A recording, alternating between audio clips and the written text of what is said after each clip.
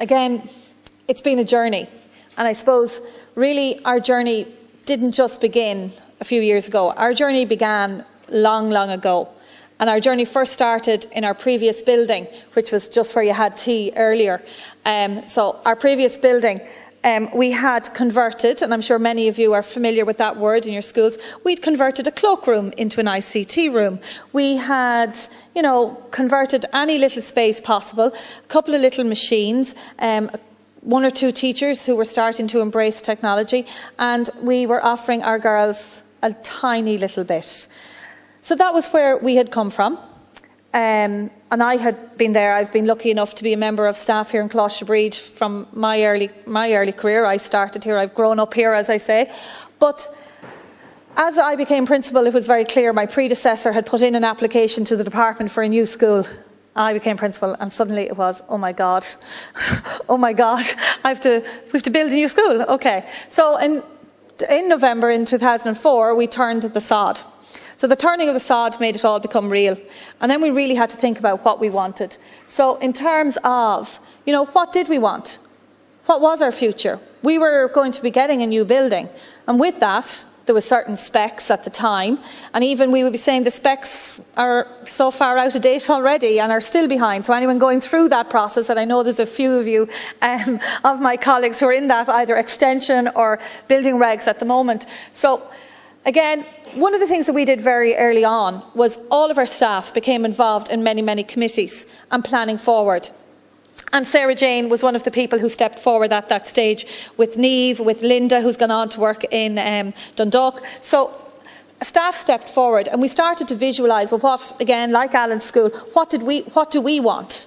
This was 10 years ago, so what do we want for our students? And we were looking at, well, if we were going to embrace technology, we certainly need something on an admin platform, we need it for teaching and learning, we need it for communication and the basics of roll call. Yeah, we're all the exact same. Best practice. Well, we went out and we had a look at other schools. We looked at schools that were just built maybe a year or two ahead of us.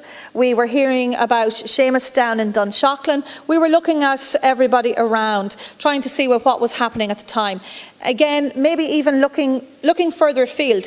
You're watching what maybe UK is doing, what others outside are doing, what's happening in the world. We spoke with the NCTE at the time, and again, NCTE had advisors in all of the education centres, so we worked with our local education centre in Dublin West, again, helping to plan forward. And at that stage, we were even looking at how could we future-proof what was currently the regs and trying to visualise future-proofing for that. The basic decisions that you've all had to make. Did you go fixed at the time? Were you going wireless? What type of network we're going to put in? And then expectations. Our staff too were changing. We had many senior staff, many junior staff coming in, numbers were growing. So how did you set the expectations for the staff? And again, embracing change, because it was going to be a huge change suddenly to move from the roll book to an online facility. So by 2006, we'd put it out there. We'd done our research and we had to start making decisions. So in 2006, we moved into part of this building at the time. One of the things, though, that Sarah Jane, and I must, again, you'll hear from Sarah Jane later, but what we've put out from the very start is the need for planning and the need for staff ICT training. And if you're like me, you're currently going, well, there isn't even enough time to do that at the moment. Again, that's where I'd be calling on. We need to be calling on our policymakers that we need time for all of our schools to embed what's happening, for our staff to be on board, because there is no point in embracing technology if the staff aren't using it. So again, it's seriously important to invest in CPD. So we had a look at that, building capacity. Again, we set little tiny targets, step by step, and that's how our journey is. And anyone who's heard me speak before, we say, look, we'll do it slowly, step by step. And again, Sarah Jane's always going, right, we'll take a group, we'll experiment. And our staff know this. And we're very lucky. We have a great staff who will experiment. And it's bit by bit. And it is about taking risks. It's exactly as Alan said. You have to be very careful on your budget.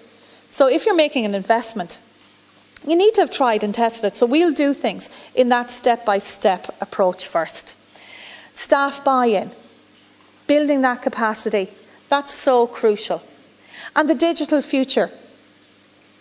I mean, Lara said a minute ago, and we know that, the careers of the future in 5 years, what our girls will be leaving to, many of those careers are not there. But certainly there are serious career opportunities in the area of STEM. And I'll use the STEM word broadly, but because that is where we do need to be building capacity. We're hearing it from economic policy level, but the reality is that economic policy translates into our classrooms and our students, our young boys, our young girls that are in front of us. So what are we doing to prepare them for that emerging economy? And one thing that we've always been conscious of is developing strategic partnerships and learning from others. DES inspections. Let's cut to the chase. You know, we have them. They're going to be there. They're very welcome. But we've looked at, and actually we can chart through our inspection reports, we can actually chart our progress in ICT. It's actually quite clear. So we started way back. So if you go to an inspection, which was here in our first year in the building, in 2006, they're talking about the facilities. They're saying, lovely facilities.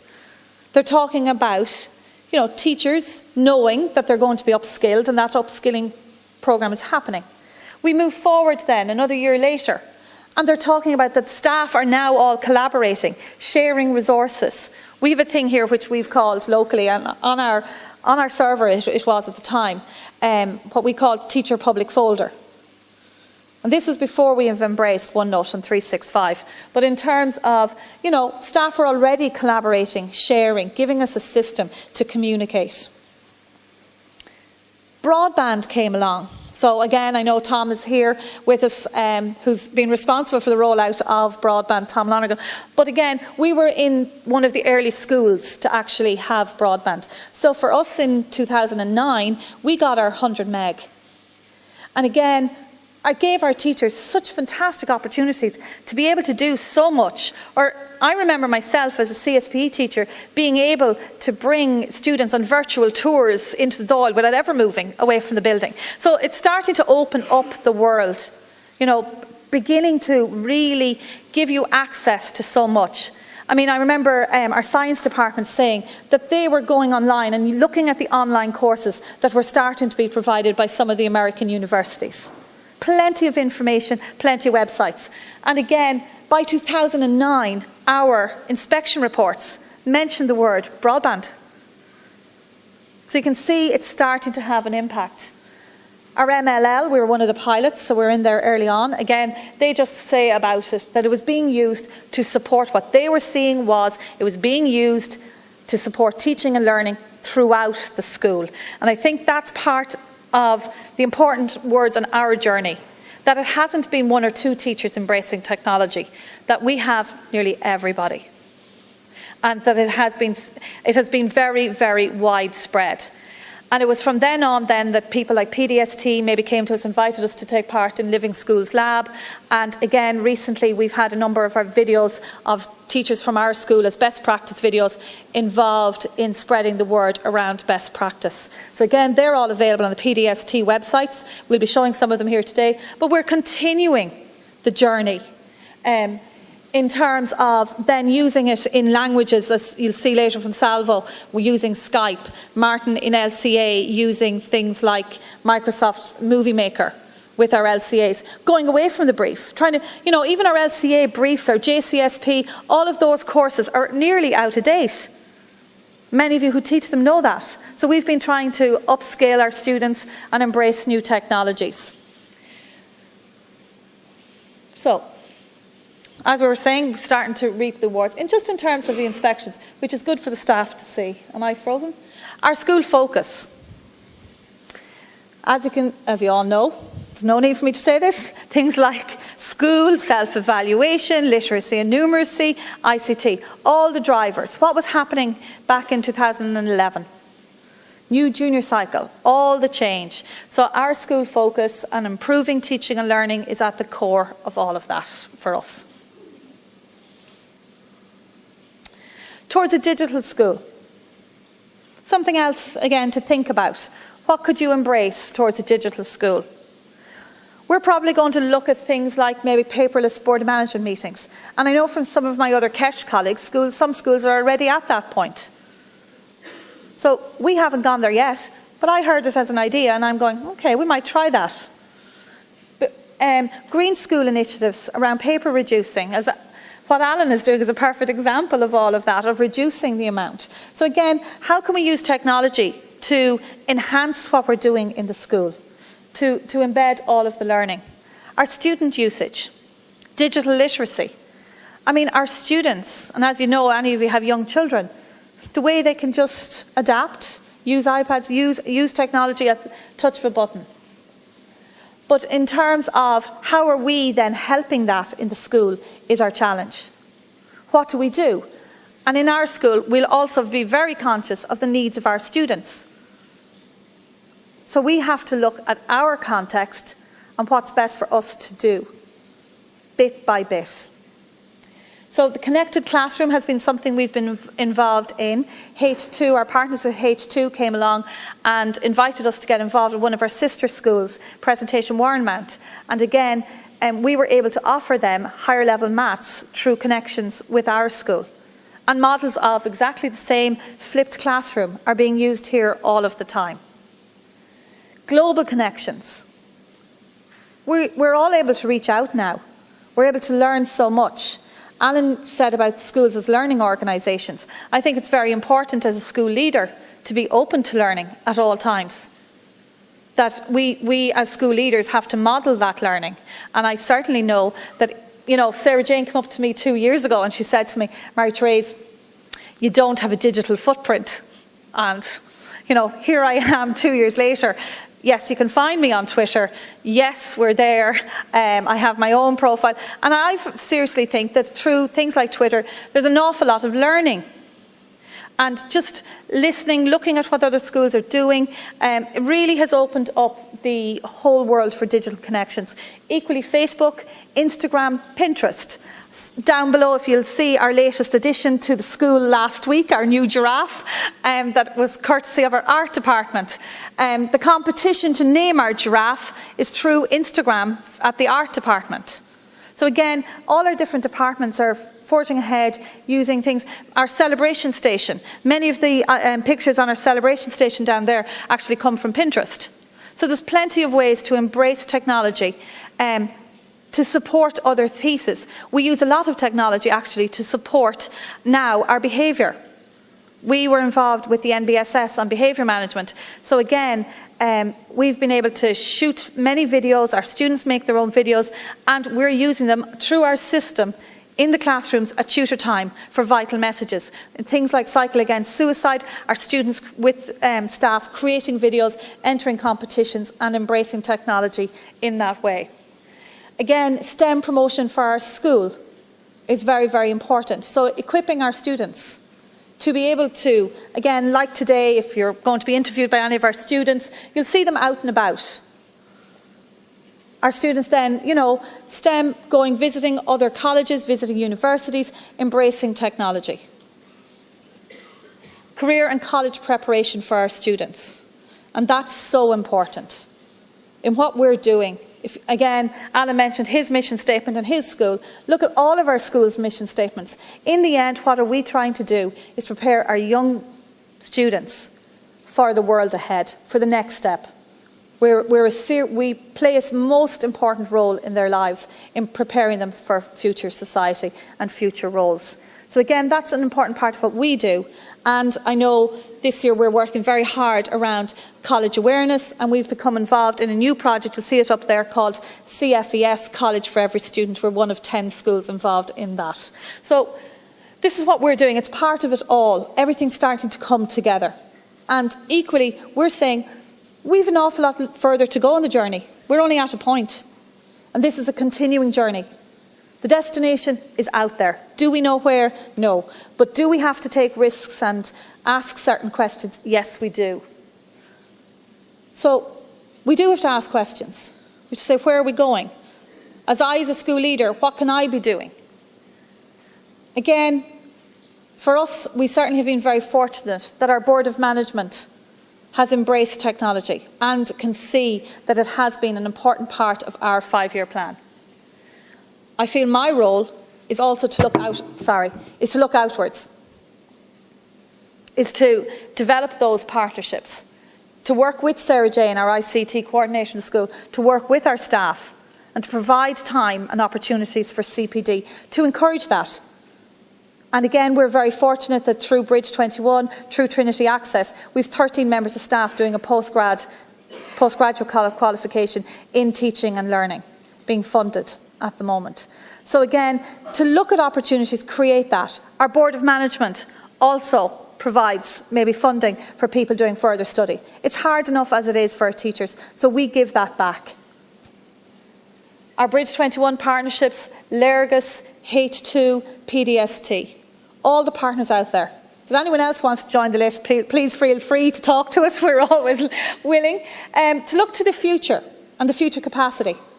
I mean, as I've said, we're 10 years since we turned the sod, 8 years then since we came into the first part of the building, but we've already done more or less 2 upgrades. Machines are dying. Sarah Jane will say that, our staff will say that. And we're here going, well, look, you know, we did pay for all the infrastructure last year. We can't do everything at the one time, so you're making choices as we're going along. But it is very important to actually make those choices and embed technology. The lifespan of equipment, as I said, rising costs, the time for training, student engagement. Students will definitely engage, but we also need to train them how to engage correctly and to use their engagement for supporting their teaching and learning. Again, as we said, Dublin certainly as a digital hub and the opportunities that are there. So we seek advice. Listen to what people, listen to the advice then that we're being given and question that. Is it just a sales talk? You know, if you're serious about investment, you have to be fairly sure of what you're investing in. So I think that's always very important, just to listen and to see. Look at other schools, look at best practice, look outside. And I know when Tom came in today, he said, are you going to bet? And Seamus has been very fortunate down there. Every year we've gone for the last couple of years with Seamus to bet through the NAPD. And I'd be encouraging as many of you as possible to take the opportunities. Because one of the things we do on that trip is actually visit other schools, visit a school in the UK. Well worth doing. If you have the opportunity to go, to look outside, to see what's happening, what's coming down the line. Because things are changing basically every 3 to 4 years at the moment. So we went looking for solutions. What did we need? We needed storage. Our system, our servers were crashing. I found out what switches were. I didn't really know. I knew there was many. I didn't know how expensive a switch was until, again, I'm not the person with the engineering background. I'm coming with the good old religion and Gaeilge myself. So in terms of, I'm not the tech head in the school. So I need my advisors. I need to seek advice. And that's where I'm very lucky to have people around me who can do that and to look outside. But in terms of security, the firewall, God forbid, you know, you don't want anything happening on your watch. So you need to be assured of that. Safety, backups. What if the system goes down? Good God, I don't want to lose what we've been doing for the last number of years. So we need to know that we have that safety, security. And Alan and Lara mentioned it already. We need it to be convenient and easy, that it's not going to be a burden, that it doesn't double our work. We've got enough to do. So we need that convenience. We need the reliability. That's very important. And I know Maria here from our staff was involved in the connected classrooms. And I think we got to know Donald Klinsman and many of them from H2 when we were trying to establish reliability.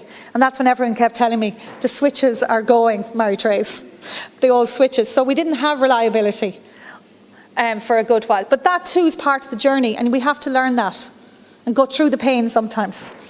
The cost. I'd say that will speak to everybody here.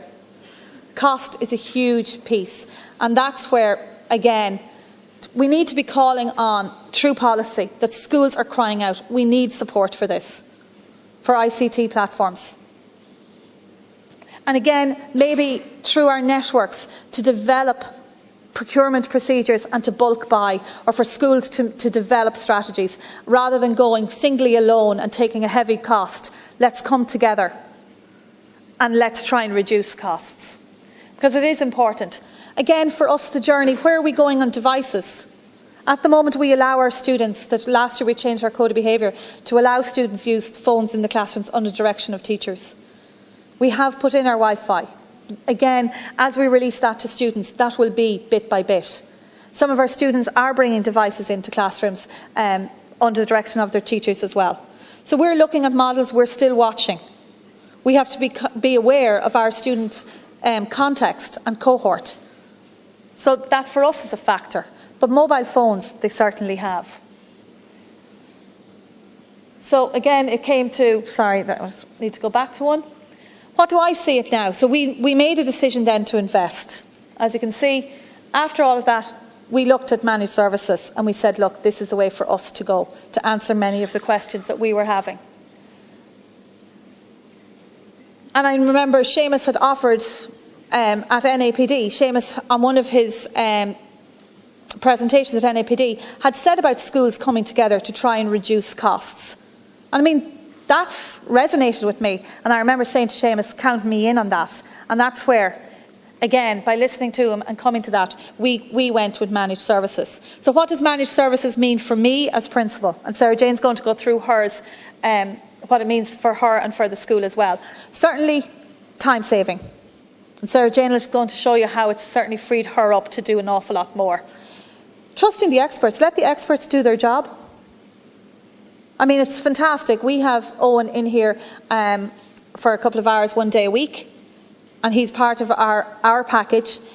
And I mean, it's fantastic to be able to have the reliability. Somebody who knows our system now, somebody who gets on with it, somebody the staff all know. And again, that staff queue their jobs and again, log them in. Fantastic to have. Again, our school is an early adopter. We have that profile as a risk taker, and as a risk taker then that actually, you know, embeds something. Our student and teacher, the sharing of resources. And again, as Alan said, 365 and OneNote. OneNote is at the point of taking off with us, but 365 is email, is everything for the staff and for the students. Fantastic. So again, OneNote, we're involved in the EU Folio project, and you'll hear more about that later. That has really made a difference to some of our teachers. And we've had some of our English teachers who initially were going,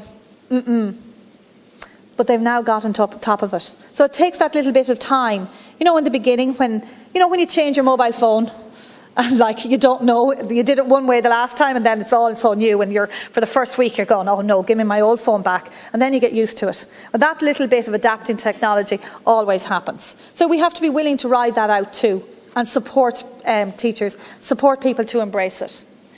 The enhanced learning opportunities, the improved communication, remote access.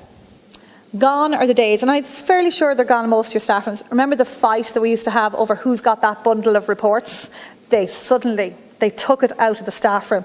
Well, we've no more of that because it's all access from home, and it's so convenient. And so the access from home, and again, we have our parental access from home and student access from home. So it's fantastic to have. The capacity for the staff and students to use devices. We know that's there. So that's what we're going to be embracing. And then the cost effectiveness as ICT as a utility. And I think you have to build that in. That really we need to consider that ICT is now a utility, just like our electricity, just like our heat and power, that ICT is something that's going to be with us to the future and as a utility as such. So your investment becomes an investment over time, and it's a capital investment over time. So I'm going to hand to Sarah Jane. I don't think there's anything enlightening that I've really said. It's what we all know. But again, we've gone on a journey, and Sarah Jane is going to continue and show you a little bit more about that.